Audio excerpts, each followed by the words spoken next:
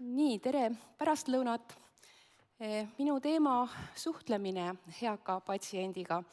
Et suhtlemisest algab meil ju kõik, kogu meie kontakt teiste inimestega. Ma mõtlesin selle sõna patsient üle. Mina kui tervishoiutöötaja, siis niipea kui haige inimene palub abi tervishoiutöötajalt, saab temast patsient. Aga teisalt on siin ilmselt väga palju inimesi, kellele see haige inimene on siis klient. Aga tegelikult võiks öelda ka eaka inimesega. Ja millest ma tahaks rääkida, on esmalt suhtlemise mõned üldised põhimõtted, kuna see on väga oluline, siis edasi, mis on eakate eripärasid ja siis edasi ka mõned olulisemad terviseprobleemid, mis meie suhtlemist võivad mõjutada.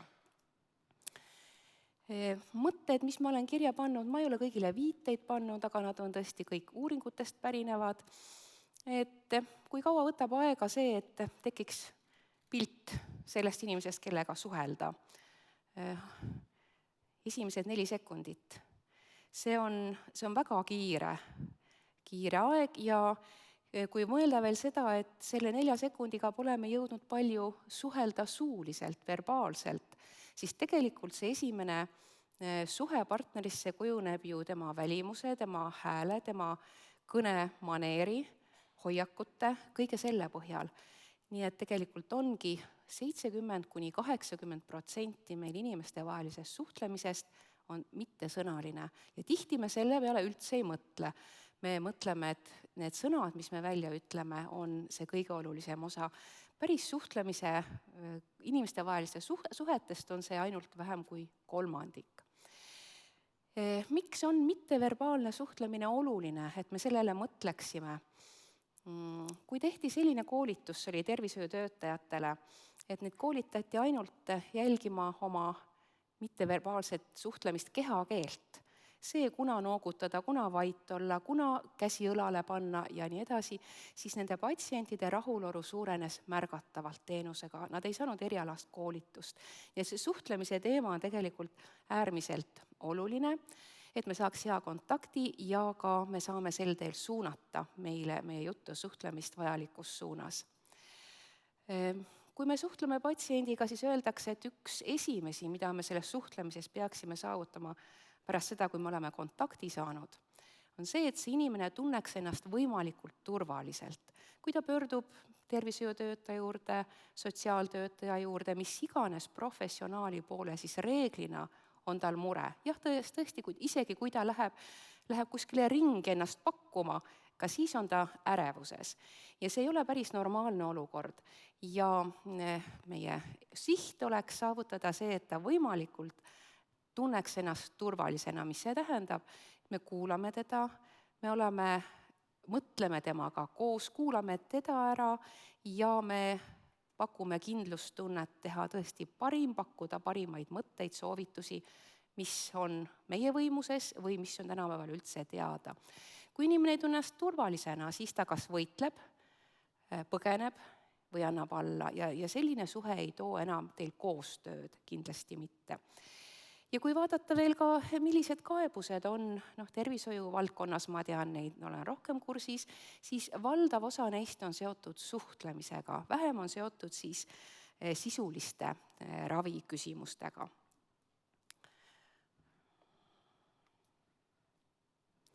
Nüüd eakas inimene või eakas patsient. Mida vanemad on inimesed, seda suuremad on erinevused nende vahel.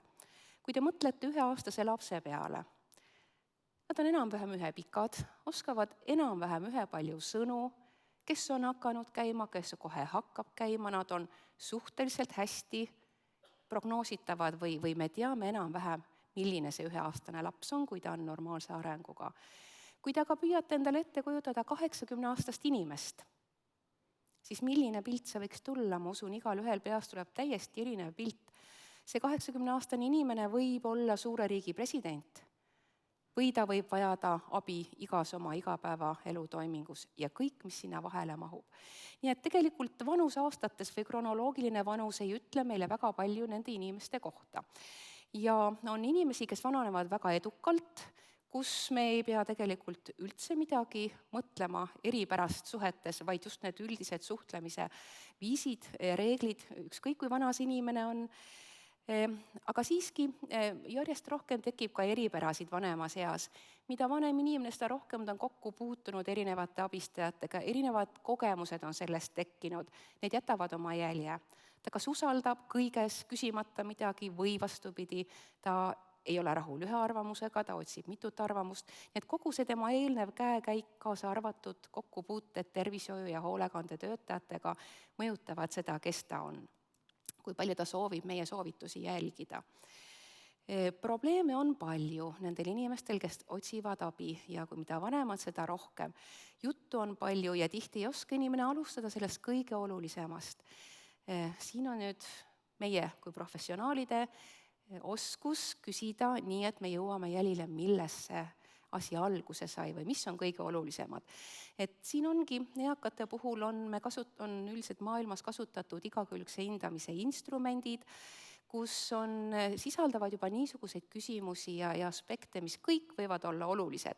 Et kui ta hakkab rääkima ainult sellest, et ta ei tule enam hästi toime või tal on halb olla, siis meil on sellest kaunis raske aru saada.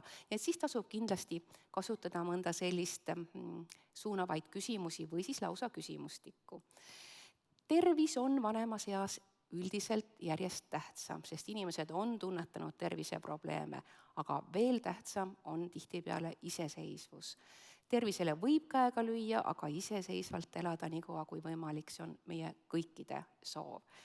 Eakamad patsiendid, kliendid austavad reeglina professionaale rohkem ja vahel pimesi austavad ja usuvad. Ja veel üks omapära see ka, et nemad on valmis surmast rääkima. Tihti on just see professionaal, kes väldib seda teemat, kui inimene tahab hakata rääkima sellest, mis saab siis, kui ta ise enam ei saa, ei oska otsustada või ei saa enam elada või oma kodus või kui tuleb surm, mis siis saab, siis professionaalid kipuvad seda teemat vältima, sellest teemast peab rääkima. Tõin ainult ühe niisuguse uuringu graafiku, ülejäänud jutt tuleb mul küll rohkem praktilist laadi. Aga see on üheks näiteks sellest, kuivõrd on inimestel erinevad arusaamad, mis siin on toodud ära 2 dimensiooni. Horisontaalteljel on vanus, alustades 65, 65–69, esimene eagrupp ja lõpeb 85 ja vanemad, ja vertikaalteljel on nende vanus nende haridustase. Ja see on üks mõõdik, millega on mõõdetud siis tervisealast kirjaoskust, nii on selle mõõdiku nimi, ja te näete, et tegelikult vähem kui vanus mõjutab seda kirjaoskust inimese haridustase. Mida rohkem on ta käinud koolis, siin on küll ainult aastad mõõdetud, seda paremini saab ta asjadest aru, nii nagu ka professionaalid saavad. Seega me peame oma inimestest, patsientidest, klientidest teadma kindlasti rohkem kui ainult tema vanus. Nüüd, kui me tahame andmeid koguda, et aidata tal otsuseid teha või mõelda, milliseid teenuseid ta vajab või millist ravi ta vajab, siis mälu on üks, mis teeb muret vanemas eas paljudele ja päris sageli kasutatakse sellist küsitluslehte, mis antakse kas ukse taga täita või ka koju lausa täita.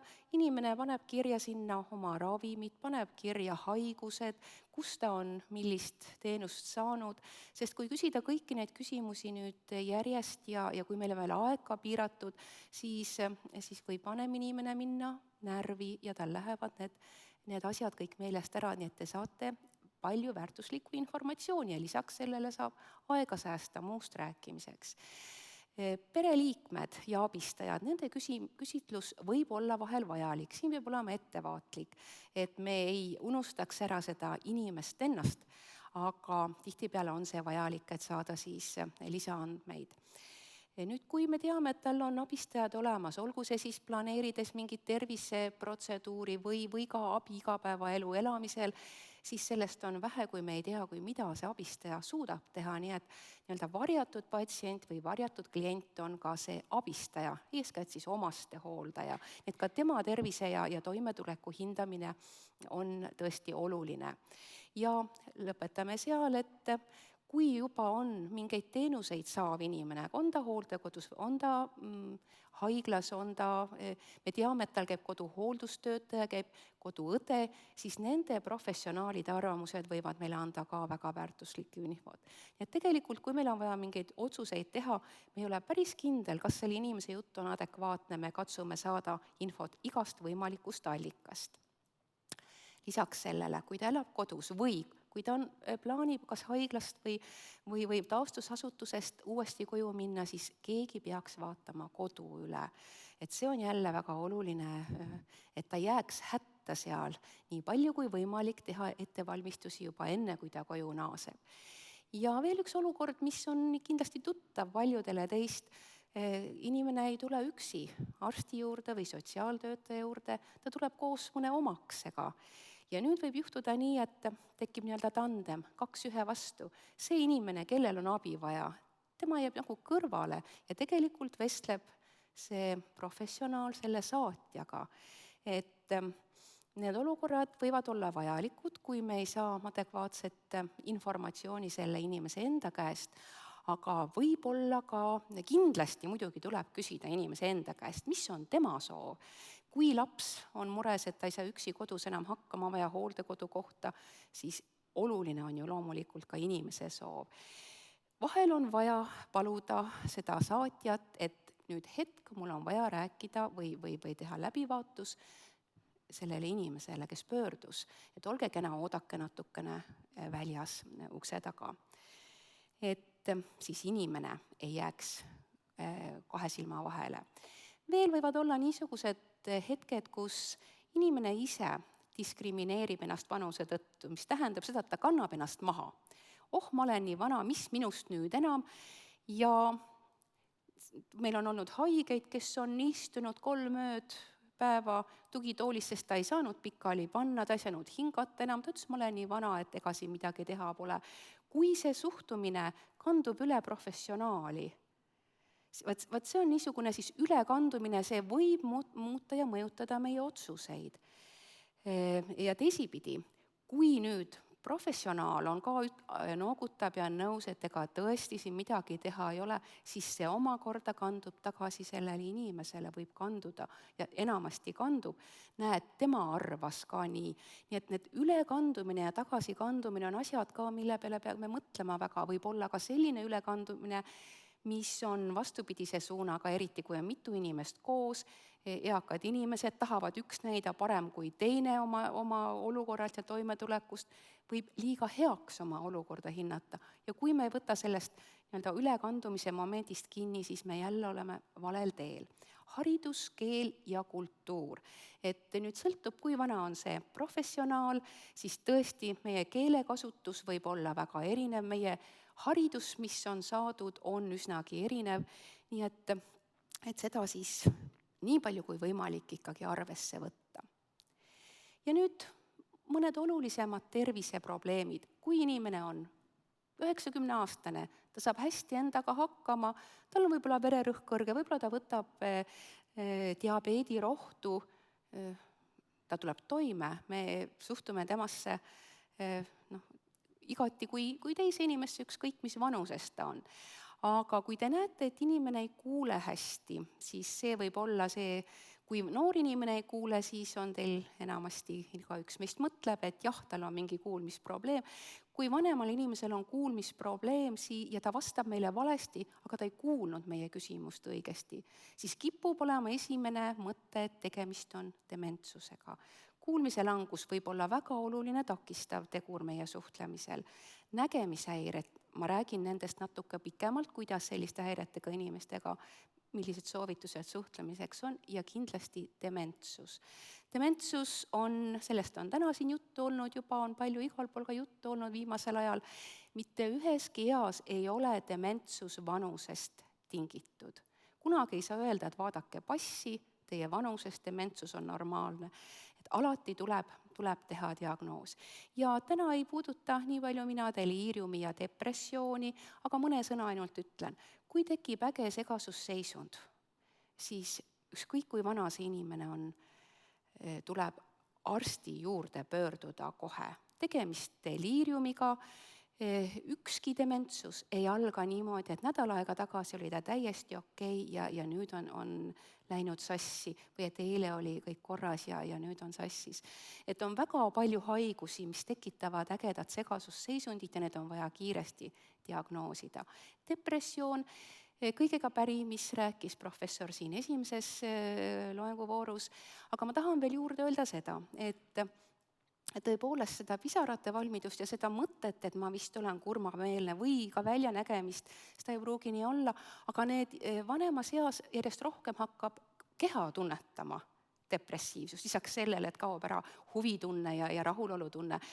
Küll on siit pistab, küll ei ole und hästi, tasakaaluhäired, kui tekivad sellised erinevad häired, ka see võib olla viide depressioonile, valu rinnus, no eriti siis, kui on mingi mure näiteks lähedaste pärast, et depressioon on kindlalt meil aladiagnoositud ja temaga ei tegeleta, nii et esmatähtis ka nende hädade puhul, ükskõik kes meist märkab, märgata seda ja suunata arsti poole, sest ka kuulmist, nägemist ja kõike seda on võimalik parandada.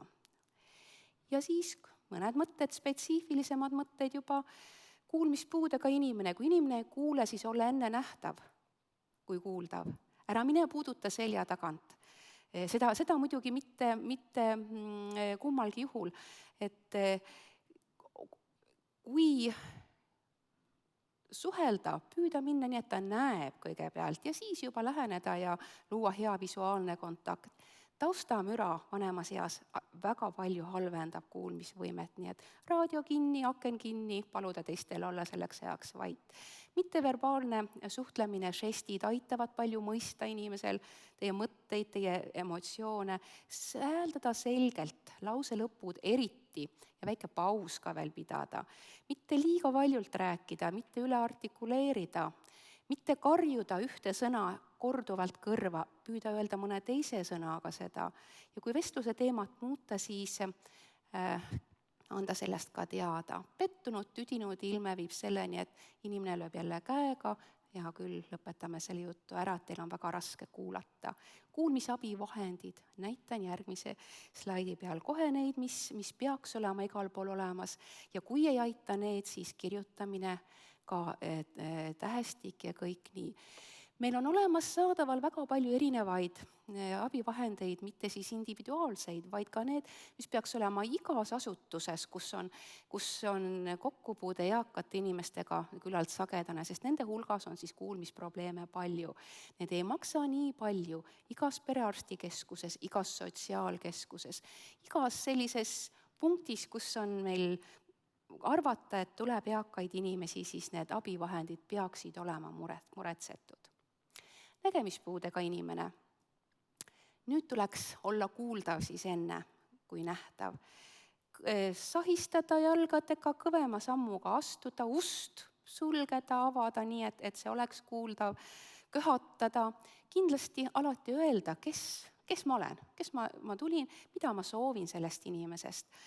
Ja kui aitab teda mingi abivahend, siis pakkuda talle neid vahendeid. Kui nüüd on vaja minna kuskile selle inimesega, kes näeb väga halvasti, siis enne tuleb öelda, mis nüüd toimub. Et on olnud selliseid olukordi ka haiglas, et inimene, kes ei näe ja kui tal on veel dementsus ka, lihtsalt tulevad transpordiinimesed, võtavad voodist, tõstavad ta raamile, et viia kuskile ja loomulikult hakkab ta nendega võitlema sellises olukorras. Et kuhu on minek ja ütlevad ka nägemispuudega inimesed, et neil on parem, kui nemad hoiavad juhti all küünarnukist, mitte et neid hoitakse küünarnukist. Ja kui tulevad astmed kõik, siis nendest märku anda. Mida püüda vältida, ehmatamist, allkirja nõudmist dokumentidele, mida ta ei näe või mida pole talle ette loetud. Dementsusega inimene. No kõigepealt ma ütleks seda, et meil väga palju kasutatakse sõna dementne, et see on ju dementne. Dementne sõna on sildistav sõna ja üldiselt ei peeta seda heaks tooniks. See on dementsusega inimene, nagu on kõrge vererõhuga inimene. Et dementsuse vormid on erinevad. Nüüd mõnikord võibki olla nii, et kui meil on esmalt teada inimene ja tema diagnoos dementsus, Alžeimeri tõvest või millest iganes, siis me loome endal sellise pildi, mis ei või vastata, ei pruugi kaugeltki vastata sellele, milline see inimene tegelikult on. Iga dementsusega inimene on erinev, nii nagu iga inimene on erinev.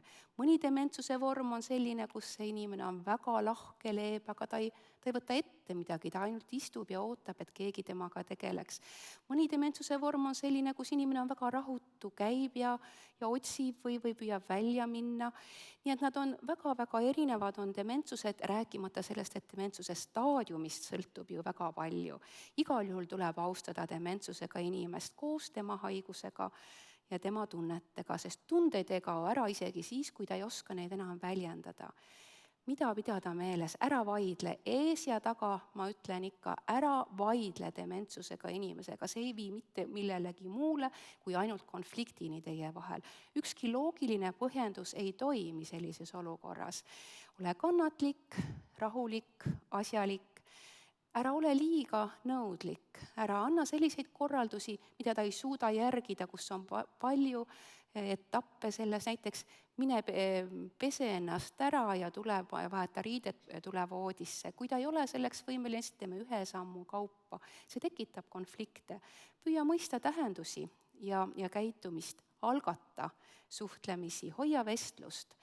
Väldi ärritavaid teemasid, see võib olla väga naeruväärne, võib-olla kõrvalseisja jaoks, miks see sõna või miks see teema teda ärritab.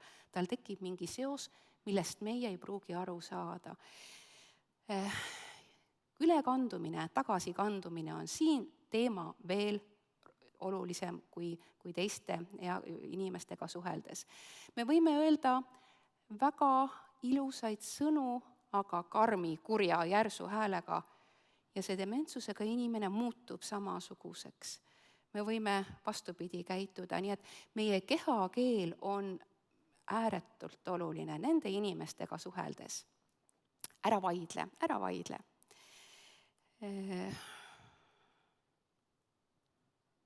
Nii, tahaks edasi liikuda. Mida vältida siis peale vaidlemise hääle tõstmist, keeruliste käskluste andmist, tegevuste liigset piiramist, alandamist ja lapsena kohtlemist. Vahel öeldakse, et nad on nagu lapsed. Jah, peale vaadates võib mõni toiming olla selline, aga see inimene on olnud laps, noor, täiskasvanu olnud väärtuslik igat kanti. Kogu tema väärtuslik elu on temaga. Ja nüüd on tal tekkinud haigus, mille tagajärjeks tekib dementsus. Mida proovida? Algatada tegevusi, näidata ette, teha koos, jaotada ülesanded osadeks, mitte anda liiga raskeid. Mõelda, kes on ta varem olnud, sealt saab väga palju häid viiteid, millest rääkida, mis toovad positiivsed emotsioonid selle hetke suhtlemisse teile. Kas või mingis küsimuses, kui te saate alguses ühele meelele, siis aitab see hästi palju kaasa. Kiitmist. Liigne kiitmine ei ole muidugi kunagi hea, aga väikeste asjade eest kiitmist, mis tavaliselt võib-olla me ei teeks, need inimeste kiitmine, käe õlale panek, aitab palju. Kui ei õnnestu meil suhtlemine dementsusega inimesega, võib-olla vahetada teemat, lõpetada see tegevus ära, mis ei sobi, mitteverbaalne tegevus taas, see võtta ümbert kinni, jalutada, laulda, rääkida, vaadata mõnda pilti, see võib viia mõtted mujale ja see suhtlemine õnnestub edasi juba päris hästi. Kui vaja rääkida veel mõnest asjast, mis teda ärritas, mõne aja pärast selle juurde tagasi pöörduda. Võimalik, et patsiendil on mingi probleem või sellel inimesel, kellel on dementsus, mida ta ei oska meile väljendada ja see võib temas agiteeritusena, ärritusena väljendada, tõrjena väljenduda. Et neid asju peab oskama jälgida, vaadata. Ühe hooldajaga on ta selline, kes tõrjub hooldust, teised saavad hästi hakkama, mõelda, mis on seal tema teistmoodi teeb. Vahel ei õnnestu mitte vihastada. Sel juhul öeldakse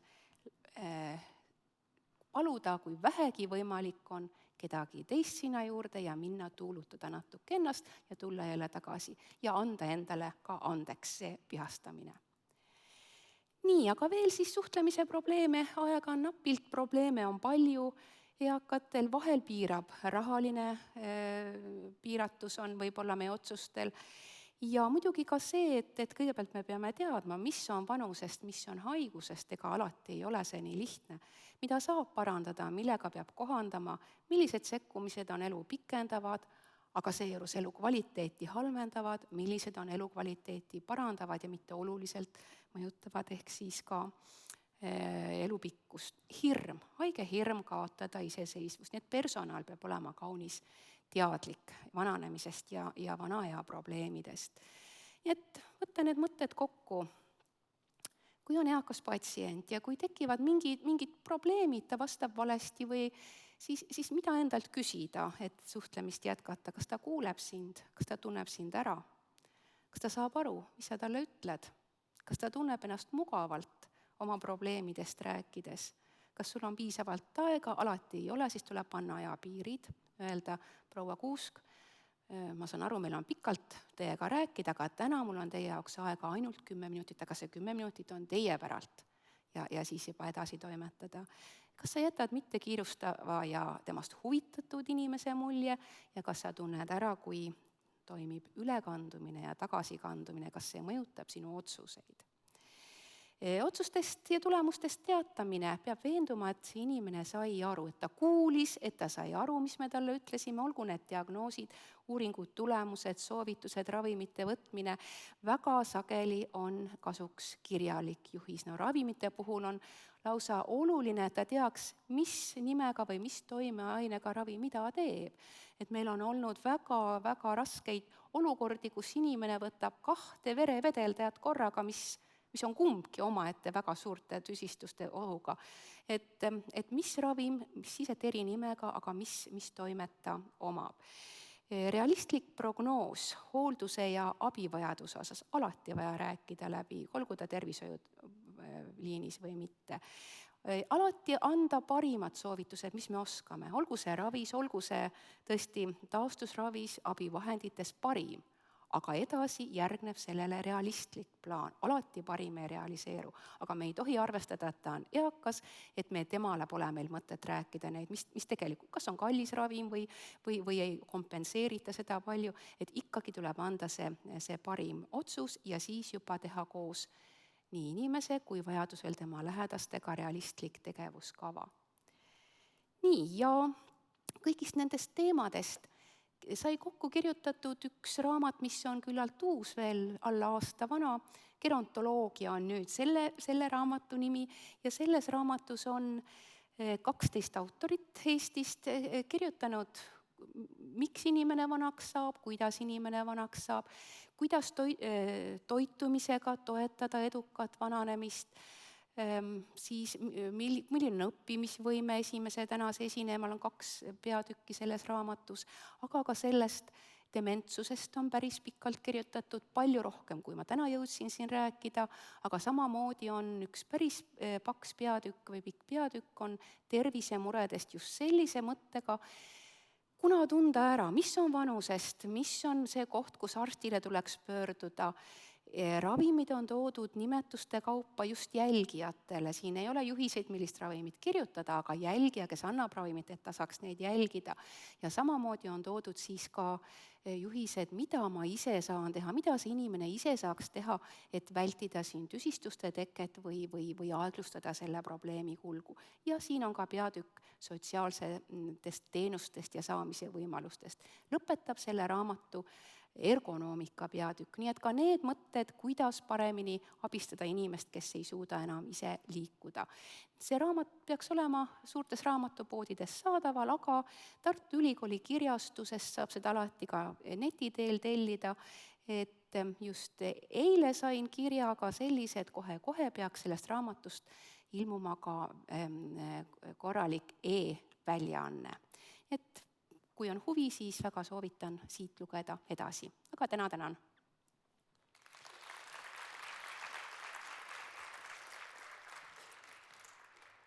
Mul on seal all ühed väga ilusad roosad hüppenööri peal üle.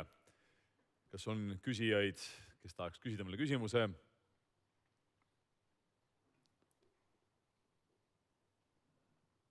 ka ei tee, näete kedagi?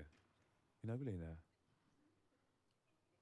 Loodavad raamatu peale vahest. Ma arvan küll pigem, et nad tahavad endale raamatut hankida. Aga sellisel juhul üks moment. Kai, ma annan need roosa hüppenerid teile hoopis. Palun. Aitäh, see on nüüd juba teine. Esimese ma sain äsja oma tütre käest, aga hakkan kasutama seda. Kaks nädalat varem. Aitäh, aplausi.